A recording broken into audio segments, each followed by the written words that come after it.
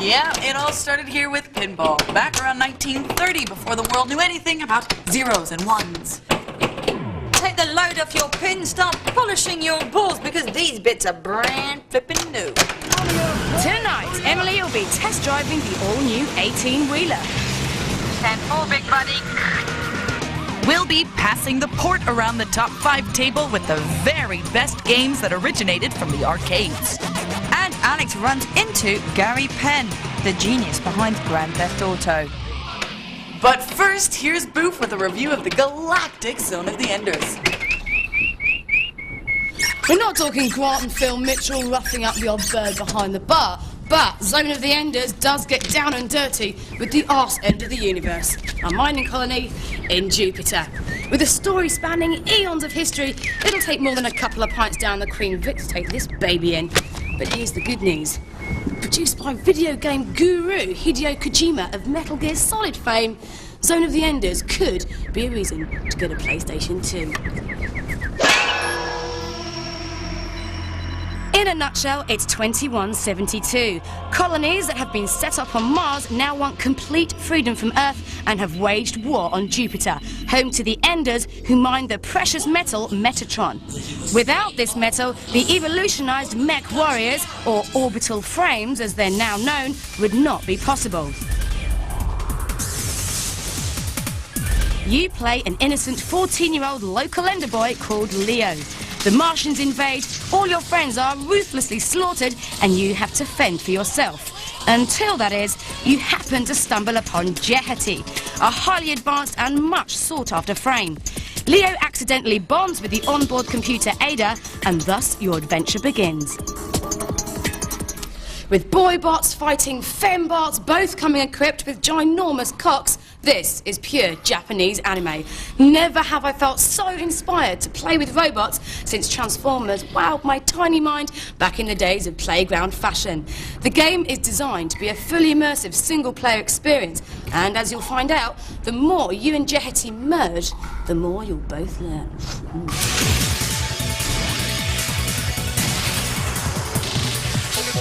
Need I even say, the look of this game is almost unparalleled. There's an impressive sense of scale as Jupiter looms ominously at the edge of the colony. The battles in this game are lightning fast and could have been a very disorientating experience. But with the camera following every move you make, you're never confused, however fast the action. The controls are beautifully intuitive, making it an exceptionally liberating game to play as you move through space with all the grace of a dolphin. We have shot down the enemy. With uncompromising, instant gameplay, cinematic graphics, and an ultimately groovy keep-the-peace ethic, this game is going to be huge and is already destined to become a cartoon in Japan. Zone of the Enders for your PlayStation 2s is coming out at the end of this month. In the grand tradition of transposing comics to computer games, Alien vs. Predator creators Rebellion have announced that they're doing it all over again with 2000 AD. The company became the envy of bedroom boy wonders everywhere when they bought the license for their cult comic last year. They've already assumed all editorial responsibilities. And their first title based on the franchise will be Dredd vs. Death, a first-person shooter featuring that lovable super cop Judge Dredd, who will be distributing the sentences across the cursed earth and dealing a whole load of whoop-ass. You can expect this baby to be peeling onto your PC, PlayStation 2 and Xbox sometime late in 2002 AD. And here's a ray of hope for those grown-ups with a Harry Potter fixation. If you've been caught up in the books, know everything about the upcoming movie, cannot wait to get your hands on the video game when it comes out, but you're afraid that it's going to be a cheap and poo merchandising ploy, well, rest assured, because there is darkness at the helm. Yes, the self-same man who will bring you the Harry Potter video game at the end of the year is the guy who brought you Shadow Man last year. Yep, the producer of Shadow Man, last year's serial killer thriller adventure, is in charge at the Harry Potter camp over at Electronic Arts. And hopefully he's throwing in some diseased skin and crying babies into the mix. Would you let this man into your child's mind? You're expecting a lot of sort of gratuitous violence. You get the violence, but it's much more the perception of it.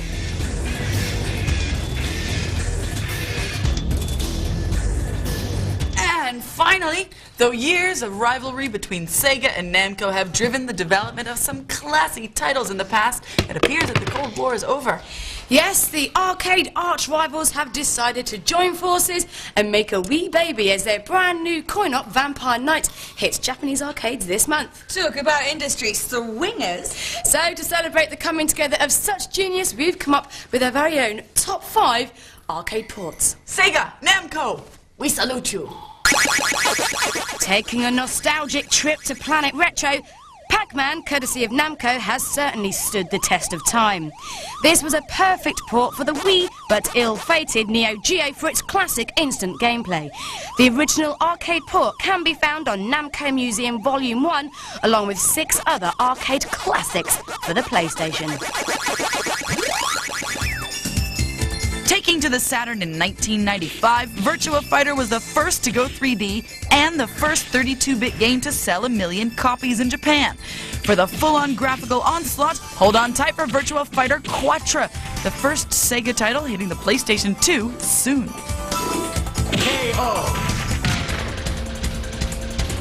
When it comes to pure, selfish, single-player mayhem, Namco's Time Crisis is a class act. The game came packaged with a super accurate Namco gun con. A button on the side perfectly mimicked the arcade pedal, so you could duck and dive your way to glory from the comfort of your own living room. Arcades aren't just for the hardcore fighting, shooting, driving lads. No, you can also make a complete tit out of yourself with music and rhythm. When it comes to fun, frolics and a touch of the bizarre, Sega win hands down for taking the carnival to the console with Samba de Amigo.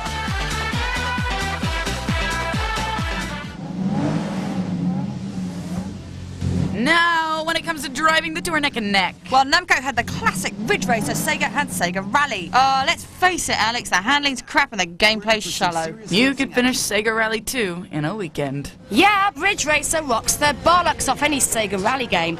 Work your way up and you'll even be able to unlock the Pac-Man car in the last level of Ridge Racer 4 on the PlayStation and Ridge Racer 5 on the Arcade Perfect PlayStation 2. With a faithful wink to their little retro baby, Namco have come full circle. Aww. Get out of my way!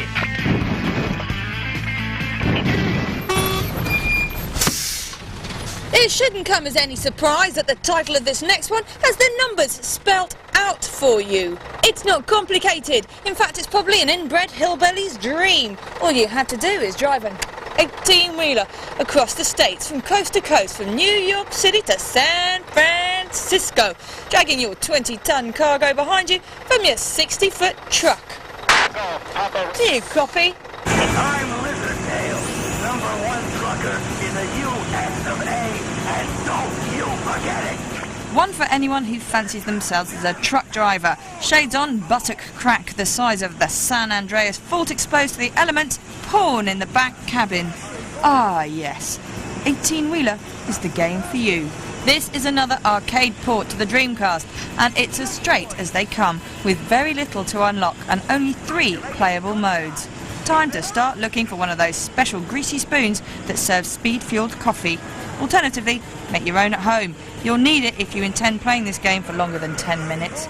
Otherwise, you can always try riding other cars off the road, smashing through houses, and of course, actually caring about the bumper-to-bumper battle with your arch-rival. Can you deliver the goods before he does? And that's about as close to strategy as you're going to get in this game. Do you let your rival go through, lose the bonus, but maybe get through to another round? Or do you drive the little prick off the road who's been doing nothing but get up your tailpipe all morning? Sod the bonus, sod the next round. I just want this butt plug to eat my dust.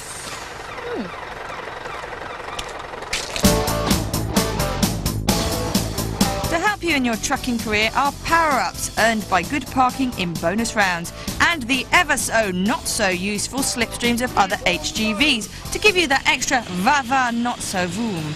For maximum pleasure, all you truckers out there should go for the first-person view rather than the 3/4 top-down. From inside your cubbyhole, you get the full rumpy, bumpy effect of the ride. Big baboon, that's a 69er. The difference between the trucks themselves is also mostly visual, as one 18-tonner feels much like another, and you never really get a sense that you're going any faster, even if you're riding the quickest truck available. Hurry up! But unless you're a real fan, with posters of big wheelers on your walls next to your modern-day Daisy Dukes, then this is a rent-only title. Fun is hard to come by, as to make up for the lack of depth, they've made it really hard. Even in normal mode, you'll only just have enough time to complete the tracks. And that's only if you hit the time bonus, cars. Realism is out and OTT caricature is in. So don't expect to be able to spill your load or shoot any stray tourists on the freeway when it wheels onto your Dreamcast at the end of May.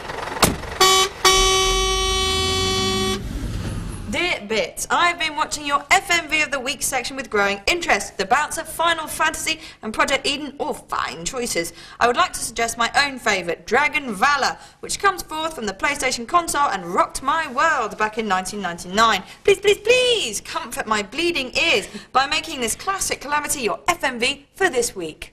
Yours sincerely, Nigel. Rock on, Nigel!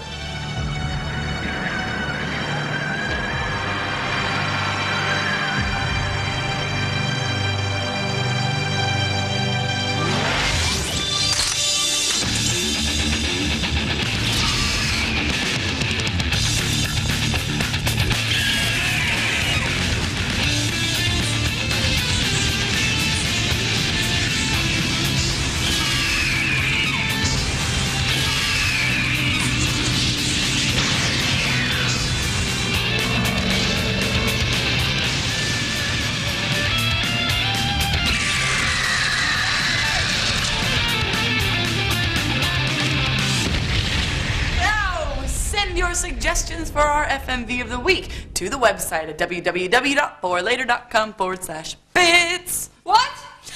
After the break, Alex does try to be serious with the latest first-person Fragfest. I can't hear anything! What?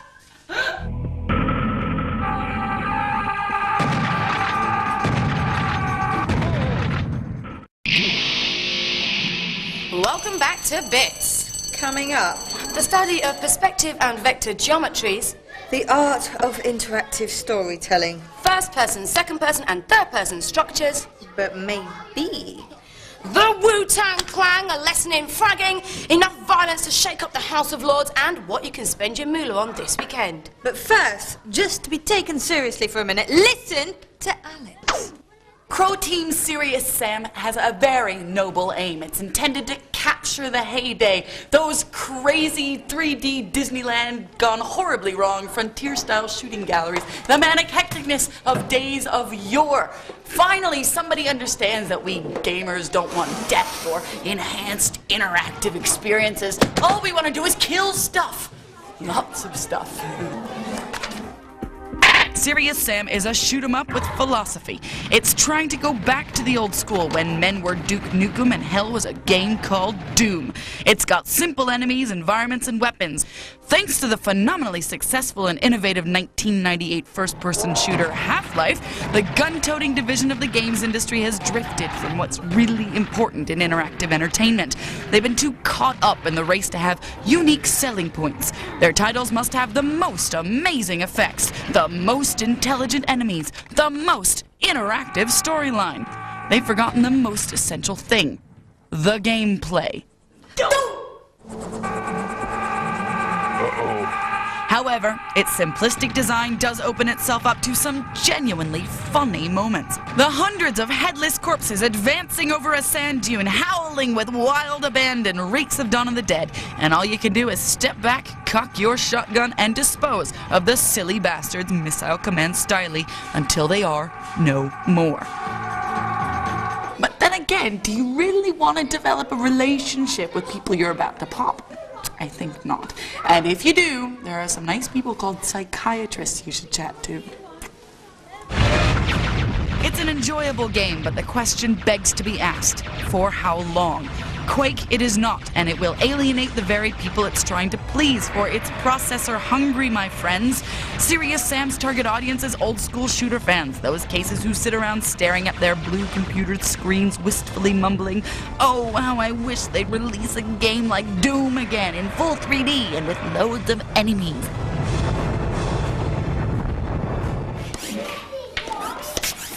Their demented, lifeless, lonely prayers are about to be answered. That is, of course, if they have a hell of a PC. Serious Sam will hold you over until Doom 3, Duke Nukem Forever, and Return to Castle Wolfenstein surface from development hell. And it's available to buy from the end of next month. Time now to see what you can get your grubby little mitts on with this week's Shop Shelf. A long-awaited arcade port, Fighting Vipers 2 has plenty of characters with their own attacks and loads of combos and moves to master. Oh yeah, bugger, that's gotta hurt. Out now for DC.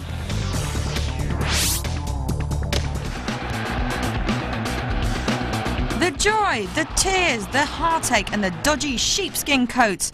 Yes, it's the latest in football management sims from the Codies with LMA Manager 2001. It's out on your PlayStation. Hit it long!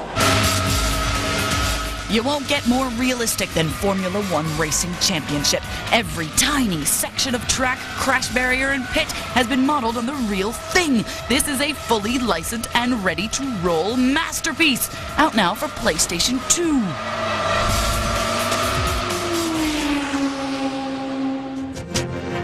EverQuest Deluxe Edition includes the ruins of Canuck and the scars of Velius, and more characters with made-up names than you can shake a stick at. Out now for PC, of course. Hello? What's up? What's up? So what's up, Duke? Just kicking some ass, drinking a brew. True. Yep, Daddy's back and he's got a big shooter. So if boobs, brawn and no brains are your thing, buy this one now for your PlayStation. Oh, that's one way to spank the monkey. Next up, here's Alex with some more gratuitous violence and the creator of Grand Theft Auto, Gary Penn. Violence in video games have always gone hand in hand. Ooh. Now, 2 years after its original release, the super graphic Wu-Tang Taste the Pain has made a surprisingly high re-entry in the all formats charts thanks to an in-store promotion. Greatly misunderstood, violent video games are an ideal way to de-stress for some, but also make the perfect scapegoat at the hands of the moral majority's lynching mob. In the UK, Grand Theft Auto kick-started the public outcry that got the likes of Mary Whitehouse in a lather. But was it really worth all the fuss? Grand Theft Auto producer Gary Penn found his work raised in the House of Lords. Gary, how did that happen? Simply marketing on behalf of Max Clifford, who had the nous to realise that if the game was going to get noticed, he had to bring it to the public consciousness. Best way to do that was to generate some coverage, controversy angle. Controversy, but why? Way to go. Why was the controversy even raised? I mean, the subject matter lended itself to the issue of controversy. The idea behind the game was to steal cars and commit acts of violence. So that made it very easy for the controversy to be solved. But it did the game a great deal of favours. I mean, it wasn't the best looking game in the world. So to actually have it brought into the public's attention due to the content made a big difference. Funnily enough, when GTA 2 was released in 1999, it wasn't pointed at, it wasn't banned. In fact, it wasn't even made an example of. In fact, it was given a 15 by the games rating body ELSPA. They say that the social climate changed so much in that 1 year that the Grand Theft Auto franchise was no longer considered offensive to the innocent eyes of the nation's youth. The industry has courted the aggressive vibe since the early days of Mortal Kombat, when little boys as young as 7 were experts at ripping the bleeding spines out of their enemies' gaping neck wounds. Already, parents' groups were fighting to ban these terrible things that were poisoning their children's minds. With violence, you get to do things you don't do during the day. Probably things you'd like to vent your spleen, your anger, your frustrations in some way. You can't do that for real, but you can do it in a game. But where does this fascination stem from? Is there any truth to the theory by the sexpert Sigmund Freud that human beings are driven by an innate, aggressive force? I don't believe it. Video games are only about 30 years old. Visually very graphic violence is 15 years old. People have been violent for a lot longer than that. I mean, there have been a lot of wars in this last century, and I guarantee not one of them was caused by playing a video game. Are there any merits to these video nasties? Well, here's Emily Newton-Dunn with the lowdown on the Wu-Tang Clan Thang, which re-entered the charts from nowhere. The recent fervour over Wu-Tang Taste the Pain may be down to the highly competitive $4.99 price tag. It may even be due to the fact that the Wu-Tang recently enjoyed music chart success. But the real question is the game any good? All out the woodworks, hood shirts and wizards, no match, unhatched. The rap is rigid in the shaft, shiny cop, hip hop to the limit, night watch, path mark, spark, spin a quake, nuclear blast, heavy on the cash, give it what it takes now. Taste the Pain was born from the aborted Thrill Kill, a game deemed too violent to be released by family-conscious publisher EA, which is a shame because it was the first beat-em-up to feature four-player action. The new incarnation was rebuilt around the Shaolin-obsessed Staten Island rap crew, the Wu-Tang. As lords over this weak and pathetic world. Catch up with the Wu Gang for some serious chop-chop master action. The flimsy storyline is dragged along by cutscenes, and you'll want to pay attention because this is likely the only chance you'll get to recognise our individual heroes. The in-game graphics aren't quite as good. Innovative and gory as the multiplayer action may be, it's still clunky, and while the individual characters' special death moves may make for some cool eye candy, the game is a bitch to play through. If you're a Wu fan though, this is a must-own, as the game weaves reality and virtuality seamlessly.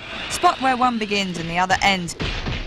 In fact, the player's deadliness seems directly proportionate to their record sales, obviously dating the game.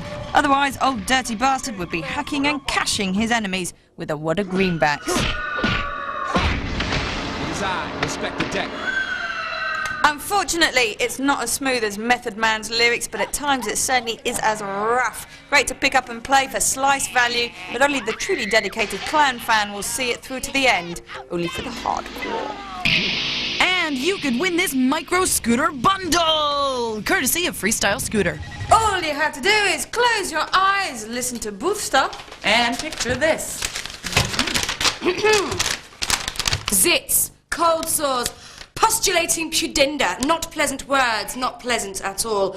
But language like this is fast becoming the norm amongst game developers around the globe. And the reason? Next-gen consoles, that's right. Uber-powerful machines such as the Xbox and PlayStation 3 are forcing graphics people to design every last detailed defect onto the skin of their characters. What we want from you is an account of the most disease-ridden games heroes and heroines you can imagine. Do not spare the details. The most reasonable, puke-inducing observation will be rewarded. Send us your answers via our website at www.4later.com/bits. Or should that be zits?